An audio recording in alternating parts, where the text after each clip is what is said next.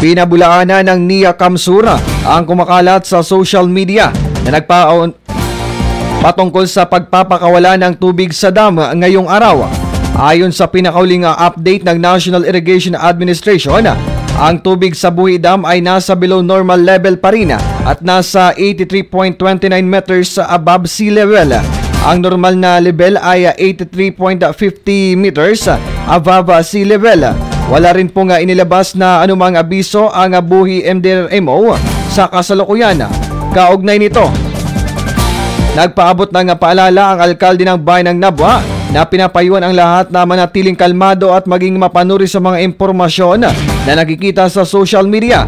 Dagdag pa nito, sa mga nagpapakalat naman anya ng fake news sa mga ganitong panahon ay may kaakibat na pananagutan sa batas dahil ito ay maaaring magdulot ng takot at kaguluhan sa publiko. Samantala sa Facebook page ng NIA Kamsura, sinabi nito na nanatiling nakamonitor ang NIA Kamsura sa kalagayan ng mga dam at iba pang irrigation facility sa probinsya para sa nararapat na aksyon at intervensyon.